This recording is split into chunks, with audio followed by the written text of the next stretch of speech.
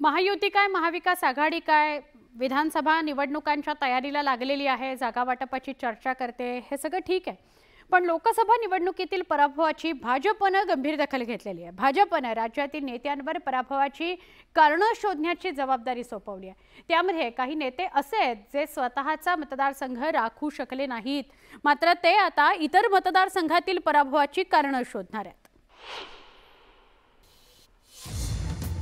नुकत्याच झालेल्या लोकसभा निवडणुकीत भाजपनं राज्यातील 14 मतदारसंघ गमावले। या पराभवाचा भाजपला धक्का बसलाय, कारण 45+ची घोषणा देणाऱ्या महायुतीवर तब्बल 31 मतदारसंघात मायनसमध्ये जाण्याची वेळ आली। परिणामी महायुतीनं गमावलेल्या 31 मतदारसंघांचा आढावा घेतला जाणार आहे।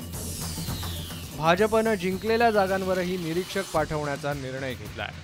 आता कोणत्या नेत्यांवर मतदारसंघनिहाय अहवाल तयार करण्याची जबाबदारी सोपवण्यात आली आहे तेही पाहूयात। नांदेडची जबाबदारी राधाकृष्ण विखे पाटलांवर देण्यात आली आहे। जालन्याची जबाबदारी चंद्रकांत पाटलांवर, हिंगोलीची जबाबदारी आमदार संजय कुटेंवर, बीडची संभाजी पाटील निलंगेकरांवर, नगर दक्षिणची जबाबदारी खासदार मेधा कुलकर्णींवर, बारामतीची जबाबदारी मंगल प्रभात लोढांवर, माढाची जबाबदारी आमदार अमित साटम यांच्यावर, तर मावळची जबाबदारी आमदार प्रवीण दरेकरांवर सोपवण्यात आली आहे। याशिवाय रामटेकची जबाबदारी खासदार अनिल बोंडेंवर, अमरावतीची जबाबदारी आशिष देशमुखांवर, चंद्रपूरची जबाबदारी श्रीकांत भारती यांच्यावर, वर्ध्याची जबाबदारी आमदार प्रवीण दटकेंवर, भंडारा गोंदियाची जबाबदारी रणजित पाटील यांच्यावर, यवतमाळ वाशिमची जबाबदारी आमदार आकाश फुंडकर यांच्यावर, तर दिंडोरीची जबाबदारी विजया रहाटकर यांच्यावर देण्यात आली आहे।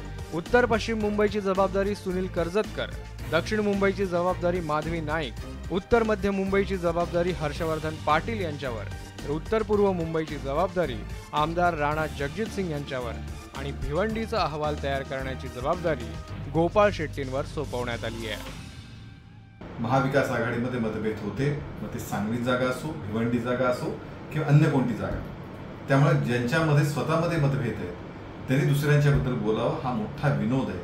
पहिल्यांदा महाविकास आघाडीतलं तुम्ही जागा वाटपाचं बघा, प्रत्येक जण तिथे मुख्यमंत्री पदासाठी गुडघ्याला बाशिंग लावून बसला आहे।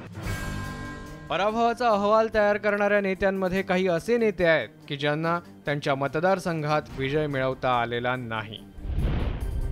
राधाकृष्ण विखे पाटील त्यांच्या मुलाचा पराभव रोखू शकले नाहीत, पण विखे पाटील आता नांदेडमधील पराभवाची कारणं शोधणार आहेत।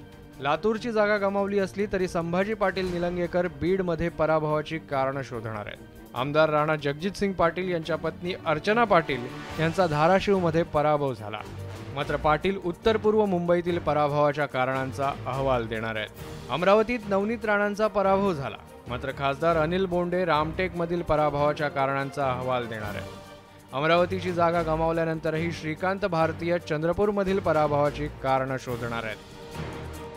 एकंदरीतच स्वतःच्या मतदारसंघात पक्षाला विजयी करू शकले नाहीत असे नेते दुसऱ्या मतदारसंघात जाऊन पराभवाची कारणं शोधणार आहेत। त्यामुळे स्वतः नापास आणि करणार तपास अशी परिस्थिती पाहायला मिळते आहे। Bureau report, news 18 Lokmat.